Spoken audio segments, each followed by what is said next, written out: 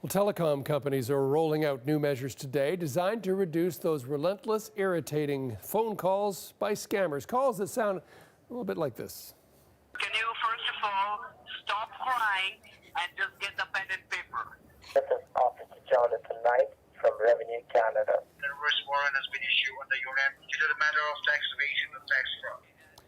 Well, many of the calls, as you are probably no doubt familiar, purport to be from government agencies such as Revenue Canada or Service Canada. Others offer services such as duct cleaning. The fraudsters usually demand some kind of payment, often in threatening tones, and it works. Phone scammers have cost Canadians more than $24 million this year. CBC senior technology reporter Thomas Daigle has been tracking the complaints and the new measures that are in effect as of today. Sadly, John, even today, tomorrow, the next day, you're still going to be getting those fake calls from Revenue Canada, Service Canada, the police in some cases. This is not going to stop all scam calls, but it's going to target a very specific category of scam calls. I took a screenshot of a caller ID I got on a call last week. This number included a letter. It started with V205.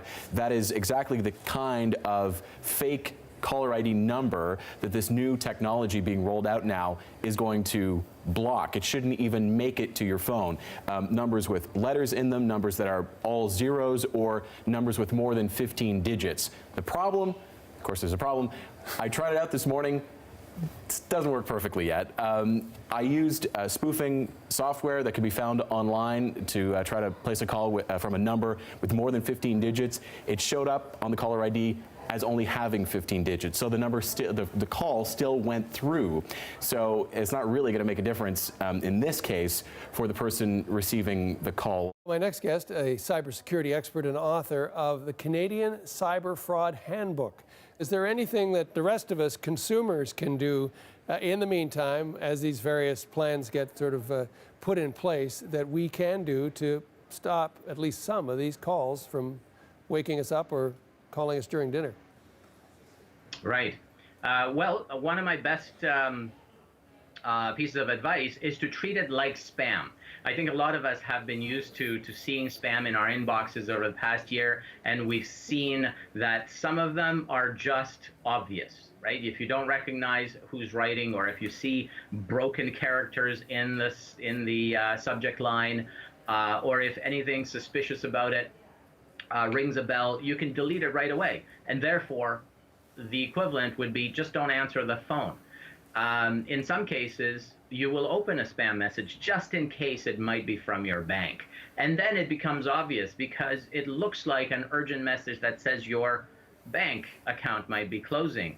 And so that kind of phishing messages, we're kind of used to that. And we can easily hang up on them if we think along those same lines. Again, over the past decade, we've heard all sorts, and we know that these robocalls and these scammers are calling, and sometimes we pick up the phone and there's a 3-second delay after you say hello. Well, it's usually safe to hang up at that point. So I agree with Jeff from the Canadian Anti-Fraud Centre, who said just hang up. In many cases, I will let it simply go to voicemail and pick it up 5 minutes later or at my convenience. It can't be that urgent that if I don't recognize a number, I'm going to miss out on some huge opportunity. Or in my case, be deported, as I've received calls to threaten me with deportation. And I said, to where exactly? And they said, well, never mind that, we're going to deport you. So treat it like spam, ignore it, delete it, hang up on these callers, and whatever you do, don't call them back if you suspect that they might be fraudulent.